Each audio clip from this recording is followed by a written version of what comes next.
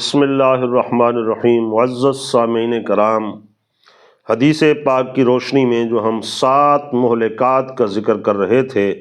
پہلا شرک، دوسرا سحر، جادو، اور تیسرے نمبر پر جو اللہ کے نبی صلی اللہ علیہ وسلم نے امت کی بھلائی کی خاطر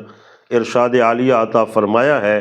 کہ تیسری چیز جو مہلکات میں سے ہے، جو یقیناً جس کا نتیجہ ہلاکت ہی ہلاکت ہے، لاکھ ہم سوچیں اپنے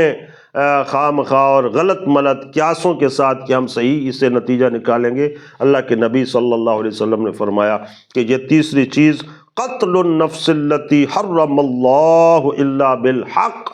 کہ کسی کا قتل کرنا یہ کبھی بھی آپ کو خیر تک نہیں پہنچا سکتا، کوئی اچھا نتیجہ نہیں آپ اس سے اخذ کر سکتے۔ اللہ کے نبی صلی اللہ علیہ وسلم نے فرمایا کہ قتل کرنا انسان کو یعنی قاتل کو ہلاک کر دینے والا ہے۔ لوگ تو یہ سمجھتے ہیں کہ یہ ہمارے لیے راستے کی ایک رکاوٹ ہے، ہماری ترقی میں رکاوٹ ہے، ہمارے مال دولت کے حصول میں رکاوٹ ہے، طرح طرح کے اپنے حصول مقاصد کے حصول کے لیے لوگ بالکل بے جا ناحق طور پر لوگوں کو قتل کر دیتے ہیں۔ لیکن رسول اللہ صلی اللہ علیہ وسلم فرماتے ہیں کہ کبھی بھی آپ قتل کر کے، قتل جیسا اقدام کرنے کے بعد کسی کامیابی کی راہ تک نہیں پہنچ سکتے ہیں، بلکہ رسول اللہ صلی اللہ علیہ وسلم نے فرمایا کہ قتل کرنا مہلکات میں سے ہے۔ وہ تو ٹھیک ہے، مر گیا آپ کے ہاتھوں، اور اگر آپ نے ظلماً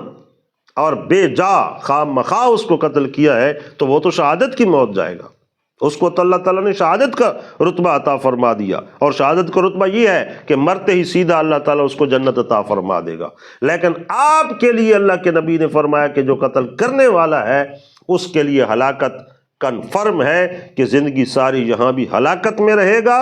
ذلت اور رسوائی اور خواری اس کا نصیب ہوگی، اور آخرت میں قتل کی سزا جو ہے وہ جہنم کے علاوہ کچھ نہیں ہے، آگ ہی آگ ہے۔ تو اس لیے حی و قیوم، زندگی اور موت کا مالک اللہ تعالیٰ ہے، رزق دینے اور چھین لینے والا بھی اللہ تعالیٰ ہے، وسعت دینے والا، اور دنیا اور آخرت کی سب بھلائیاں اس وحدہ لا شریک مولا کے اختیار اور دست قدرت میں ہے۔ تو اگر حصول چاہیے تو اس طریقے سے مانگو جیسا کہ اللہ کے نبی صلی اللہ علیہ وسلم نے اپنی سنت میں تعلیم ارشاد فرمائی ہے۔ کسی کو ناحق قتل کرنا تمہیں ہلاک کر دے گا، تباہ و برباد کر دے گا۔ اللہ تعالیٰ دین کی سمجھ عطا فرمائے۔